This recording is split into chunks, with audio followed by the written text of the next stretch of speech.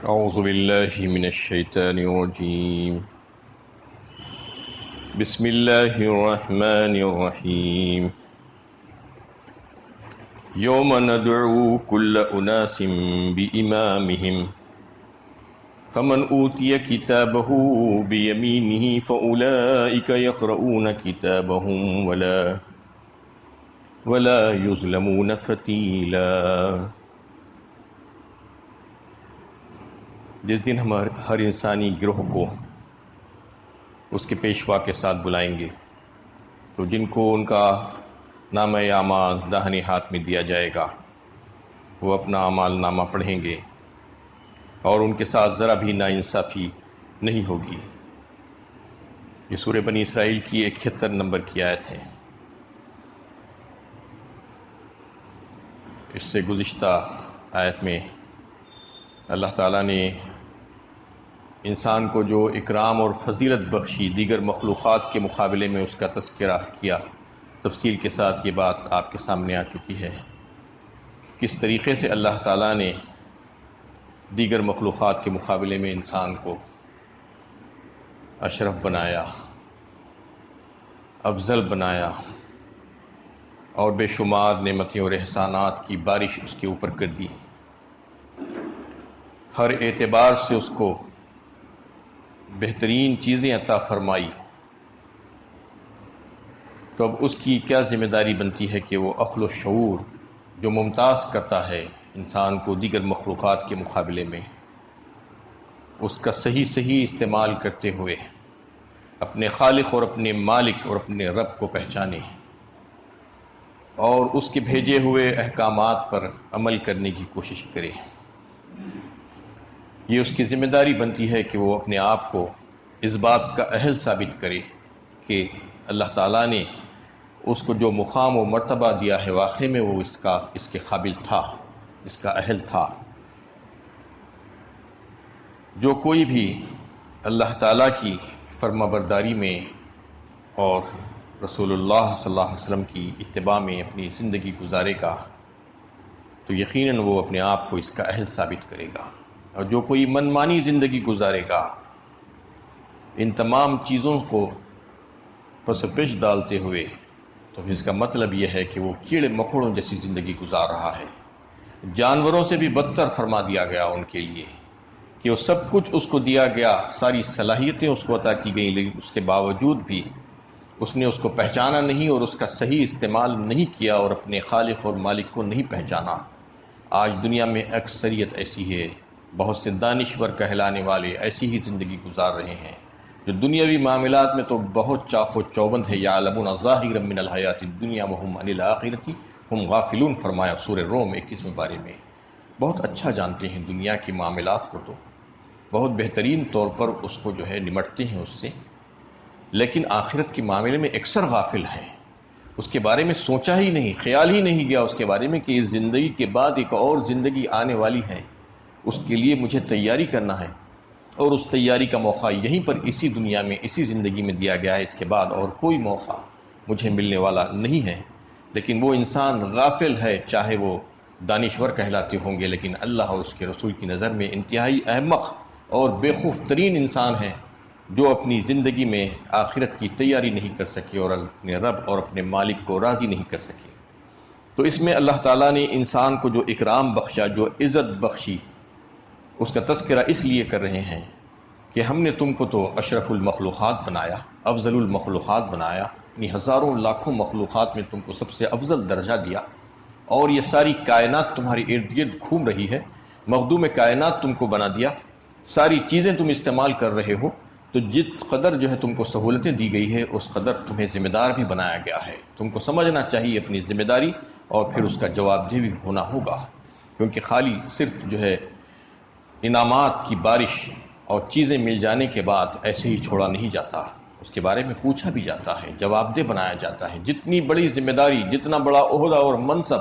اتنی بڑی پوچھ ہونے والی ہے. تو انسان یہ نہ سمجھے کہ مجھے ایسے ہی چھوڑ دیا جائے گا. اَیَحْسَبُ الْإِنسَانُ أَن يُتْرَكَ سُدًى. انسان تو یہ سمجھ رہا ہے، اسے یہ گمان ہے کہ بس وہ کھا پی رہا ہے، من مانی کر رہا ہے، موج مستی کر رہا ہے دنیا میں اس کو کوئی پوچھنے والا نہیں ہے، بالکل ایسا نہیں ہے۔ فَحَسِبْتُمْ أَنَّمَا خَلَقْنَاكُمْ عَبَثًا وَأَنَّكُمْ إِلَيْنَا لَا تُرْجَعُونَ، کہ انسان یہ سمجھ رہا ہے کہ اس کو ایسے ہی بیکار بنا کر چھوڑ دیا گیا، ابس کوئی کام نہیں اس کا، فضول ہے، اس کو سب کچھ دے دیا گیا اور اس کو من مانی استعمال کرنے کے لیے چھوڑ دیا گیا، کوئی اس کے اوپر نظر اور نگرانی نہیں رکھ رہا۔ نہیں، تمہیں واپس جانا ہوگا ایک دن اپنے رب کے پاس جس نے تم کو یہ ساری نعمتیں عطا فرمائی ہے، وہ ایک ایک نعمت کے بارے میں تم سے سوال کرے گا۔ لَيُسْأَلُنَّ يَوْمَئِذٍ عَنِ النَّعِيمِ، فرمایا ایک ایک نعمت کے بارے میں تم سے سوال ہوگا، اس وقت تم کو پتہ چلے گا کہ میں نے کیا کھویا تھا اور کیا پایا تھا۔ اب اس آیت میں اللہ تعالیٰ محشر کا نقشہ کھینچ رہے ہیں، انسان کو جو عزت بخشی تھی اس کا تذکرہ کرنے کے فوراً بعد فرمایا گیا ہے کہ محشر کا نقشہ تمہارے سامنے پیش کیا جا رہا ہے کہ جس دن ہم ہر انسانی گروہ کو جو ہے امام کے ساتھ پیش کریں گے۔ امام کا لفظ یہاں پر آیا ہے، امام کی کئی ایک معنی مفسرین نے بیان فرمائے ہیں۔ اس سے مراد کتاب بھی کہا ہے، مطلب یہ ہے کہ جو اہل کتاب رہے ہیں، جن کو جو بھی کتابیں دی گئی، جیسے کہ اہل توریت، اہل انجیل، اہل زبور، اہل قرآن، اس سے مراد یہ بھی ہے۔ اور اس سے مراد وہ امام اور پیشوا اور مقتدی اور اس کے لیڈر اور رہبر اور رہنما یا پیغمبر بھی، جن کو پیغمبر ان کی امتوں کے ساتھ بلائے جائیں گے۔ ہر امت اپنے پیغمبر کے ساتھ ہوگی، یعنی پیغمبر کی بات کس نے مانی تھی اور کس نے نہیں مانی تھی وہاں پر فیصلے کیے جائیں گے۔ تو اس سے مراد وہ بھی ہے، اور اس سے اصل مراد تو اعمال نامہ ہے جو اسی آیت کے اگلے حصے میں آ رہا ہے، جو اس بات کی تصدیق کرتا ہے کہ اس کو اپنے اعمال نامے کے ساتھ لایا جائے گا اور بلایا جائے گا، جیسا کہ اعمال نامے کے تعلق سے سورہ بنی اسرائیل اسی صورت میں بھی جو ہے پہلے بھی آیا ہے، وَكُلَّ إِنسَانٍ أَلْزَمْنَاهُ طَائِرَهُ فِي عُنُقِهِ وَنُخْرِجُ لَهُ يَوْمَ الْقِيَامَةِ كِتَابًا يَلْقَاهُ مَنشُورًا اقرأ کتابک کفا بنفسک اليوم علیک حسیبا۔ بالکل شروع پہلے دوسرے رکوع میں یہ بات آئی ہے کہ ہر انسان کو اس کے یعنی بھلائی اور برائی جو اس نے کی ہے دنیا میں، اس کا جو اعمال نامہ ہے جو اس کے لیے لکھ کر محفوظ کر دیا گیا ہے، اس کے گلے کا ہار بنا دیا گیا ہے۔ وَكُلَّ إِنسَانٍ أَلْزَمْنَاهُ طَائِرَهُ فِي عُنُقِهِ وَنُخْرِجُ لَهُ يَوْمَ الْقِيَامَةِ كِتَابًا يَلْقَاهُ مَنشُورًا، اور وہ کھول دیا جائے گا قیامت کے روز اور اس کو وہ بالکل کھلا ہوا دیکھے گا اور پائے گا۔ اس وقت اس سے کہا جائے گا اقرا کتابک، پڑھ لے اپنی کتاب، خود اپنا اعمال نامہ جو تو نے دنیا میں کارگزاریاں کی ہیں وہ خود تیری نظروں کے سامنے ہے۔ اقرا کتابک کفا بنفسک اليوم علیک حسیبا، یہ کافی ہے تیرے لیے آج اپنے خود حساب لینے کے لیے یہ کہہ دیا جائے گا۔ وَأُوذِيَ الْكِتَابَ فَتَرَى الْمُجْرِمِينَ مُشْفِقِينَ مِمَّا فِيهِ وَيَقُولُونَ يَا وَيْلَتَنَا مَا لِهَٰذَا الْكِتَابِ لَا يُغَادِرُ صَغِيرَةً وَلَا كَبِيرَةً إِلَّا أَحْصَاهَا وَوَجَدُوا مَا عَمِلُوا حَاضِرًا وَلَا يَظْلِمُ رَبُّكَ أَحَدًا۔ سورہ کہف میں اللہ تعالیٰ نے تفصیل سے اس کو واضح فرمایا ہے کہ اس دن کتاب کھول کر رکھ دی جائے گی اعمال نامے کو، اور مجرمین جو ہوں گے جنہوں نے منمانی زندگی گزاری تھی اللہ تعالیٰ کی نافرمانی میں یہاں پر، تو اس دن ڈر رہے ہوں گے کیونکہ ان کو پتہ چل جائے گا کہ آج تو پکڑے گئے۔ فَتَرَى الْمُجْرِمِينَ مُشْفِقِينَ مِمَّا فِيهِ يَقُولُونَ يَا وَيْلَتَنَا، یہ کیسی کتاب ہے، ہائے رے افسوس کم بختی ہماری، اس نے تو کچھ بھی نہیں چھوڑا، اس میں ہر چیز درج ہے، چھوٹے سے چھوٹا بڑے سے بڑا عمل ہم نے جو کچھ بھی کیا تھا ہم یہ سمجھ رہے تھے کہ کون دیکھ رہا ہے، لیکن یہ تو ساری چیزیں یہاں پر ہماری کتاب میں موجود ہے، اور اس کے اوپر کسی قسم کا کوئی ظلم نہیں کیا جائے گا، جو اس نے کیا تھا بس اسی چیز کو اس کے سامنے پیش کیا جائے گا۔ تو اس آیت میں جو ہے اعمال نامے کا بھی تذکرہ ہے، تو اس لیے بھی امام ہی جو فرمایا تو اس میں ایک بات جو سب سے ضروری جو نظر آتی ہے وہ یہ ہے کہ ہر انسان کو اس کے اعمال نامے کے ساتھ بلایا جائے گا، مطلب یہ ہے کہ اس کا اعمال نامہ اس کے ساتھ ہوگا۔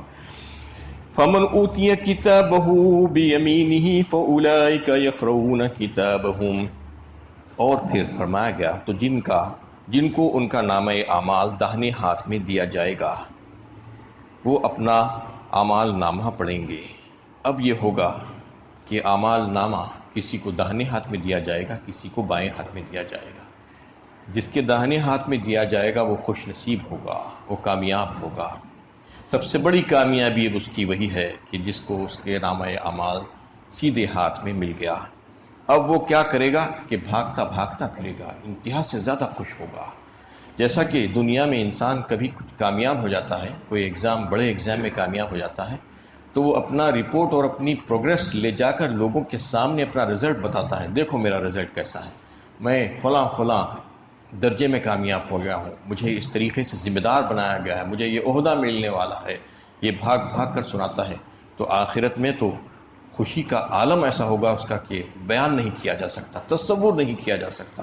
اس کو اللہ تعالیٰ نے سورہ حاقہ 29ویں پارے میں جو ہے بتایا ہے کہ کس قدر خوش ہوگا انسان اور اس کو کیا کیا نعمتیں ملنے والی ہوگی۔ فَأَمَّا مَنْ أُوتِيَ كِتَابَهُ بِيَمِينِهِ فَأُولَٰئِكَ هُمُ الْمُفْلِحُونَ إِنِّي ظَنَنتُ أَنِّي مُلَاقٍ حِسَابِيَهْ فَهُوَ فِي عِيشَةٍ رَاضِيَةٍ فِي جَنَّةٍ عَالِيَةٍ قُطُوفُهَا دَانِيَةٌ كُلُوا وَاشْرَبُوا هَنِيئًا بِمَا أَسْلَفْتُمْ فِي الْأَيَّامِ الْخَالِيَةِ۔ یہ بہترین چیزیں اس کے سامنے ہوگی، وہ بھاگ بھاگ کر پھرے گا اور اپنا اعمال نامہ خود پڑھے گا، لوگوں کو پڑھنے کے لیے کہے گا کہ دیکھو میرا یہ اعمال نامہ ہے، ہاؤ اقرؤوا کتابیہ انی ظننت انی ملاق حسابیہ، اور مجھے پورا پورا کامل یقین تھا کہ یہ اعمال نامہ مجھے دیا جائے گا اور میرا حساب کتاب لیا جائے گا۔ انی ظننت انی ملاق حسابیہ فہو فی عیشۃ راضیہ، اور وہ دل پسند من پسند مقام پر جنت میں ہوگا، فی جنت عالیہ، بلند و بالا جنتوں میں اور باغات میں، فی جنت عالیہ فرمایا دیا گیا کہ وہاں پر جو ہے اس سے کہا جائے گا کہ کھاؤ اور پیو، کلو واشربوا ہنیئا بما اسلفتم فی الایام الخالیہ، یہاں پر مزے کے ساتھ زندگی گزارو، جو تم نے دنیا میں اعمال کیے تھے بہترین اعمال، اس کے بدلے میں تمہیں یہ دے دیا گیا ہے، اب یہاں پر ہمیشگی کی زندگی تمہارے لیے، یہ نعمتیں کبھی تم سے چھینی نہیں جائیں گی۔ اس وقت اس کو پتہ چلے گا کہ 3 ایسے مقامات ہوں گے جس کو نبی مکرم تاجدار مدینہ ہادی معظم نے فرمایا جب حضرت عائشہ رضی اللہ تعالیٰ عنہ نے آپ سے پوچھا کہ یا رسول اللہ، کیا محشر اور قیامت میں آپ ہمیں یاد رکھیں گے؟ تو آپ صلی اللہ علیہ وسلم نے فرمایا کہ 3 ایسے مقامات ہوں گے عائشہ جسے کوئی کسی کو نہیں پہچانے گا، کوئی کسی کو یاد نہیں رکھے گا۔ ایک وہ ہوگا موقف جب اعمال نامے تولے جائیں گے، یعنی اعمال نامے جب تولے جائیں گے تو اس وقت کوئی کسی کو نہیں پہچانے گا، اور دوسرا جو ہے جو پل صراط سے جب گزریں گے لوگ تو اس وقت کوئی کسی کو نہیں پہچانے گا، اور تیسرا موقف یہ ہوگا کہ جب اعمال نامے اڑائے جائیں گے اور جس کا اعمال نامہ اس کے داہنے ہاتھ میں آئے گا اور جس کا اعمال نامہ اس کی بائیں ہاتھ میں آئے گا، جب تک کہ انسان کسی کو نہیں پہچانے گا۔ یہ 3 موقف ایسے ہوں گے، والوزن یومئذ الحق فمن ثقلت موازینہ فاولئک هم المفلحون ومن خفت موازینہ فاولئک الذین خسروا انفسهم فی جہنم خالدون۔ سورہ مومنون 18ویں پارے میں اللہ تعالیٰ نے اس کی طرف اشارہ کیا کہ وزن تو ہونا ہی ہے تمہارا سب کا، اور یہ مت سمجھو کہ تمہارا جو ہے وزن نہیں ہوگا، تمہارے اعمال نامے کا وزن ہوگا، اور یہ حق ہے، اور جس کا اعمال نامہ وزنی ہوگا نیکیوں کے اعتبار سے تو پھر وہ کامیاب ہو جائے گا۔ فمن ثقلت موازینہ فاولئک هم المفلحون ومن خفت موازینہ فاولئک الذین خسروا انفسهم، اور جس کا ہلکا ہو جائے گا نیکیوں کے اعتبار سے تو پھر اس کے لیے جہنم ہے، دائمی سزا اس کے لیے ہے، یہ فرما دیا گیا۔ اور ایک موقف جو پل صراط سے گزرنے کا ہوگا، سورہ مریم 16ویں پارے میں اللہ تعالیٰ نے اس کا تذکرہ کیا کہ اس پر سے سب کو گزرنا ہوگا، ہر مومن و کافر۔ وَإِن مِّنكُمْ إِلَّا وَارِدُهَا كَانَ عَلَىٰ رَبِّكَ حَتْمًا مَّقْضِيًّا ثُمَّ نُنَجِّي الَّذِينَ اتَّقَوْا وَنَذَرُ الظَّالِمِينَ فِيهَا جِثِيًّا فرمایا، یعنی وہ موقف ایسا ہوگا، وہ پل صراط اس پر سے ہر ایک گزرے گا۔ وَإِن مِّنكُمْ إِلَّا وَارِدُهَا، یہ تمہارے رب کا فیصلہ ہے قطعی، اور اس میں سے جو ہے جو مومن اور متقی بندے ہوں گے ان کو آسانی کے ساتھ گزار لیا جائے گا اور بچا لیا جائے گا۔ ثم ننجی الذین اتقوا ونذر الظالمین فیہا جثیا، اور ظالم جو ہوں گے جو دنیا میں جو ہے نافرمانی کی زندگی گزارے تھے ان کو وہیں پر پھینک دیا جائے گا۔ یہ موقف ہوگا، یہ 3 موقف ایسے ہوں گے جس میں انسان جو ہے بڑا پریشان ہوگا۔ اس وقت اللہ تعالیٰ اس پر رحم فرمائیں گے تو جو ہے رحمت ہوگی، ورنہ جو ہے کوئی کسی کو نہیں پہچانے گا۔ اللہ کے نبی صلی اللہ علیہ وسلم نے یہ 3 موقف کے بارے میں جو ہے ارشاد فرما دیا۔ تو یہاں پر جو ہے جو کہا گیا کہ آیت کے اگلے حصے میں کہ فمن اوتی کتابہ بیمینی فاولئک یقرؤون کتابہم ولا یظلمون فتیلا، اور ان کے ساتھ ذرا بھی ناانصافی نہیں ہوگی۔ کوئی یہ نہ سمجھے کہ میں نے کچھ اچھے عمل کیے تھے، وہ کہاں چلے گئے مجھے پتہ نہیں چل رہا۔ فمن یعمل مثقال ذرۃ خیرا یرہ، وَمَن يَعْمَلْ مِثْقَالَ ذَرَّةٍ شَرًّا يَرَهُ۔ یہ فرما دیا گیا کہ ایک ایک ذرہ ذرہ تم وہاں پر دیکھ لو گے، تم نے جو نیکی کی تھی وہ بھی، جو تم نے برائی کی تھی وہ بھی۔ یا بنی انہا ان تک مثقال حبۃ من خردل فتکن فی صخرۃ او فی السماوات او فی الارض یأتی بہ اللہ ان اللہ لطیف خبیر۔ سورۃ لقمان 21ویں پارے میں حضرت لقمان اپنے بیٹے کو نصیحت کرتے ہوئے یہ فرماتے ہیں کہ اے میرے پیارے بیٹے، تم کسی چیز کو بھی چھوٹا مت سمجھو، چھوٹے سے چھوٹا عمل بھی تم اگر کرو گے تو اللہ تعالیٰ اس کو دیکھ رہے ہیں، اس کو محفوظ کر رہے ہیں۔ انہا ان تکو مثقال حبۃ من خردل فتکن فی صخرۃ او فی السماوات او فی الارض، یعنی اس کی مثال دیتے ہوئے انہوں نے کہا کہ اگر وہ ساتوں آسمان اور ساتوں زمین اور کہیں پر بھی پتھروں کی تہ کے نیچے بھی جو ہے اگر چھپا ہوا ہوگا اور ایک رائی کے دانے کے برابر بھی ہوگا تو اللہ تعالیٰ اس کو لے کر آئیں گے۔ یاتی بہ اللہ ان اللہ لطیف خبیر۔ کیسی مثال دے کر جو ہے بیٹے کو نصیحت کر رہے ہیں کہ تم چھوٹا عمل مت سمجھو، اور چھوٹے سے چھوٹا عمل بھی اللہ تعالیٰ کی نظروں میں ہے اور اللہ تعالیٰ اس کو محفوظ کیے جا رہے ہیں، چاہے وہ کہیں پر ہو، وہ تم کو دکھائی نہیں دے رہا ہے، ایک رائی کے دانے کے برابر بھی ہے، اور کہیں پر چھپا ہوا ہے، پتھروں کے نیچے ہے، زمین و آسمانوں میں کہیں پر ہے، تو بھی اللہ تعالیٰ اس کو لائیں گے۔ اللہ تعالیٰ لطیف اور خبیر ہے، دو صفتیں لا کر بتایا گیا، بہت باریک بین اور باخبر ہے تمام چیزوں سے۔ تو یہاں پر اس آیت میں اس کا نقشہ کھینچ کر بتا دیا گیا کہ جس کا اعمال نامہ اس کے داہنے ہاتھ میں دے دیا جائے گا تو پھر بس اس کی تو خوشی کا کوئی ٹھکانہ نہیں ہوگا، وہ اپنا اعمال نامہ خود پڑھے گا، لوگوں کو پڑھائے گا، کیونکہ بتائے گا کہ یہ اس کی کامیابی کی علامت ہے، میں آج کامیاب ہو گیا ہوں، دیکھو یہ میرا اعمال نامہ ہے۔ اس کے برعکس جو دوسرے لوگ ہوں گے ان کا تذکرہ اگلی آیت میں آیا، وَمَنْ كَانَ فِي هَذِهِ أَعْمَى فَهُوَ فِي الْآخِرَةِ أَعْمَى وَأَضَلُّ سَبِيلًا، اور جو اس دنیا میں اندھا بن کر رہا اور آخرت میں بھی اندھا ہی رہے گا اور راہ سے بالکل بھٹکا ہوا ہوگا۔ اور اس کے برخلاف فَأَمَّا مَنْ أُوتِيَ كِتَابَهُ بِشِمَالِهِ فَيَقُولُ يَا لَيْتَنِي لَمْ أُوتَ كِتَابِيَهْ وَلَمْ أَدْرِ مَا حِسَابِيَهْ يَا لَيْتَهَا كَانَتِ الْقَاضِيَةَ مَا أَغْنَىٰ عَنِّي مَالِيَهْ هَلَكَ عَنِّي سُلْطَانِيَهْ خُذُوهُ فَغُلُّوهُ ثُمَّ الْجَحِيمَ صَلُّوهُ۔ یہ اس کا حال ہوگا جس کا نامہ اعمال اس کے بائیں ہاتھ میں دیا جائے گا تو وہ بد نصیب ہوگا، وہ ناکام ہوگا، وہ نامراد ہوگا، تباہ و برباد اور ہلاک ہوگا۔ اب اس کی کامیابی کی کوئی وجہ نہیں ہو سکتی، اب وہ کامیاب نہیں ہو سکتا، وہ روتا روتا پھرے گا اور جو ہے یہ سوچے گا کہ میرا اعمال نامہ کاش کہ مجھے دیا ہی نہ جاتا تو زیادہ بہتر تھا، مجھے نہیں معلوم میرا حساب کیا ہے، وَلَمْ أَدْرِ مَا حِسَابِيَهْ يَا لَيْتَهَا كَانَتِ الْقَاضِيَةَ، موت ہی مجھے ختم کر دی تو زیادہ بہتر تھا، مَا أَغْنَىٰ عَنِّي مَالِيَهْ، میرا مال میرا کچھ بھی کام نہیں آیا، هَلَكَ عَنِّي سُلْطَانِيَهْ، اور میرا غلبہ اور میرا جت تھا جو دنیا میں جس پر اکڑتا تھا وہ بھی میرے ساتھ نہیں رہا۔